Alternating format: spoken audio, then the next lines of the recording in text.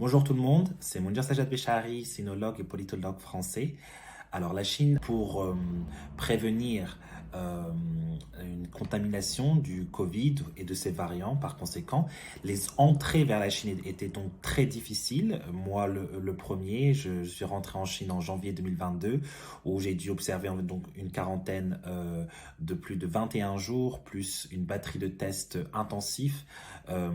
Au-delà juste du Covid PCR simple, on avait également des prises de sang à faire. Or, cette année, beaucoup de choses ont changé.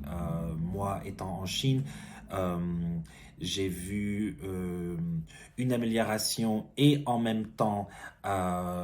une réadaptation de la relation pandémique, car le variant Omicron est rentré donc en Chine. Et par rapport à ce variant, en fait, on a un changement de donne et un changement de comportement par rapport au virus. Là, on passe dans une stratégie de vivre avec, mais tout en, euh, comme disait Deng Xiaoping, euh, tout en traversant la rivière en ressentant les cailloux sur lesquels on marche, où le monde est entré en pleine récession et du coup on a besoin de muscles solides et de moteurs économiques puissants. Et donc la Chine est peut-être l'un, si ce n'est pas le plus gros moteur. À côté de ça, important pour la Chine domestiquement parlant, parce que euh, comme on vit dans une économie globalisée, mondialisée, on a besoin de maintenir en fait ces flux d'investissements directs étrangers de l'un ou de l'autre. La Chine en plus entrant dans l'autre côté en fait du trading, à savoir grâce en plus, on avait parlé auparavant de l'exposition universelle à pardon, l'exhibition de commerce international à Shanghai, donc où là c'est la Chine qui achète à l'étranger pour ramener à l'intérieur ou ensuite de l'autre côté de la Chine à l'extérieur. On a besoin en fait de faciliter toutes les ports et tous les canaux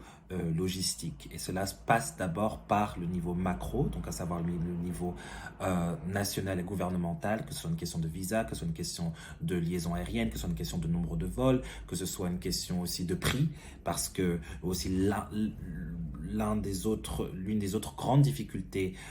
avant donc cette annonce, c'était comment rentrer en Chine au-delà du côté sanitaire, au-delà des côtés des visas, c'était aussi le côté financier, car les billets coûtaient extrêmement cher dû à la loi de la demande et de l'offre, comme il y avait certes que de très très peu de vols qui pouvaient rentrer. Du coup, on a besoin de aérer euh, cette connexion. Et du coup, ça ne va pas se faire euh,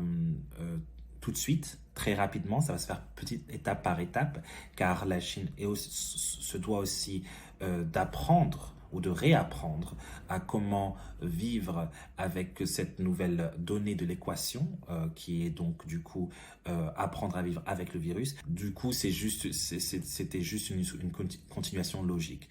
Euh, et du coup, oui, avec le monde qui est changeant, avec la crise énergétique en Europe, avec la crise politique, géopolitique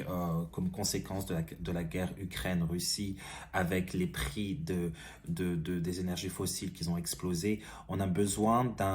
d'un retour de la Chine dans un nouveau euh, climat de connexion euh, ouvert et multilatéral.